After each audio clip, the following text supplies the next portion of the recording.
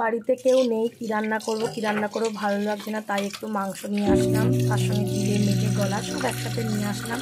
ভালো করে ধুয়ে নিচ্ছি, ভালো করে ধুয়ে নুন হলুদ মাখিয়ে কিছুক্ষণ রেখে দেবো। তারপর এক এক করে আলু সমস্ত মশলা কেটে নেব, দিয়ে তারপরে হচ্ছে নুন হলুদটা ভালো করে মাখিয়ে রাখবো। নুন হলুদ লেবুর রস সব মাখিয়ে রাখলাম। এবার গ্যাসটা জ্বালিয়ে নিলাম, আলুগুলো সব কেটে নিয়েছি।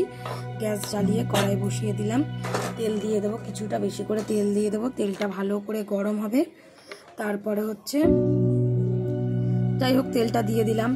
একটু বকি বেশি, অন ক্যামেরাও বকি বেশি, অফ ক্যামেরাও বেশি বকি। যাই হোক তেল দিয়ে দিলাম, তেলটা গরম হয়ে যাচ্ছে ভালো করে। এবার আলুগুলোকে সব এক এক করে দিয়ে ভালো করে ভেজে নেব। আলুগুলো ভেজে লাল লাল করে তুলে নেব, দিয়ে তারপরে এক এক করে সব মশলাগুলো বানিয়ে নেব। যাই হোক ভিডিও ভালো লাগলে লাইক দেবে, শেয়ার করতে হবে না, একটু কমেন্ট করে দিও, তাহলেই হবে। আলুতে নুন হলুদ দিয়ে ভালো করে আলুগুলোকে লাল লাল করে ভেজে তুলে নেব। আলুটা ভাজা হতে থাকতে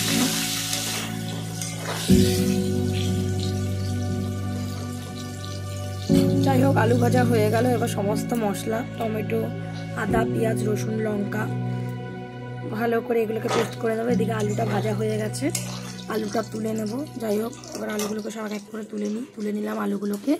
এইবারে ওই তেলের মধ্যে মাংসগুলোকে, যেটা নুন হলুদ মাখিয়ে মেখে রেখেছিলাম, হলুদ মাখিয়ে মাংসটাকে সেটাকে আমি এক এক করে ভালো করে ভেজে নেব। মাংসগুলোকে ভেজে নিই কেন, কষানোর সময় একটা বাজে গন্ধ, কোনো আস্তে গন্ধ থাকবে না, তার জন্য ভালো করে মাংসগুলোকে সব এক এক করে ভেজে তুলে নেব। মাংসগুলোকে আমি লাল লাল করে ভেজে তুলে নেব। যাই হোক কথা বলতে একটু এখানে সমস্যা হয়, অ্যাডজাস্ট করে নিও ভিডিওটা। যাই হোক মাংস সব এক এক করে ভেজে তুলে নিলাম। এইবারে হচ্ছে এই তেলের মধ্যে দেবো শুকনো লঙ্কা ফোড়ন, আর তার সঙ্গে দেবো হচ্ছে পেঁয়াজ কুচি।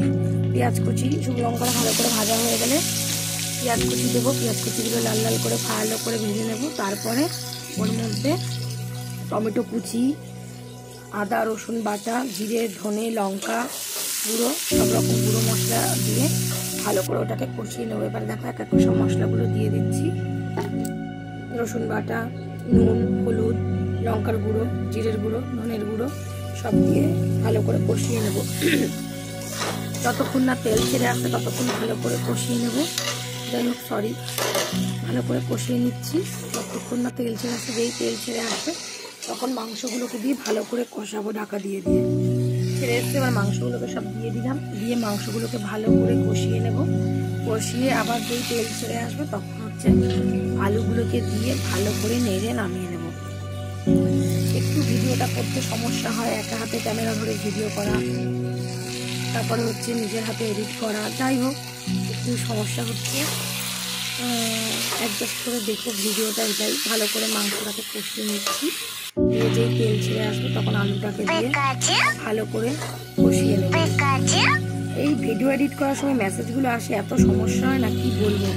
কপিরাইট চলে আসে ঘরে গানের সময়, ঘরে গান চলে ভিডিও করার সময়। এবার ভিডিও এডিট করতে গেলে কপিরাইট চলে আসে, তার জন্য শুনশান ঘরে বসে ভিডিও করি, তাও কপিরাইট চলে আসে, মেসেজ আসে, কি করব। যাই হোক একটু অ্যাডজাস্ট করে দেখে নিও। ভালো করে কষিয়ে নিলাম, দিয়ে লঙ্কা লেবুর রস আলুটা দিয়ে ভালো করে কষিয়ে নিয়েছি। লঙ্কা লেবুর রস দিয়ে ভালো করে কষিয়ে নিলাম, দিয়ে একটুখানি গরম জল দিয়ে ফুটিয়ে নামিয়ে নিয়েছি। গরম জলটা স্কিপ করে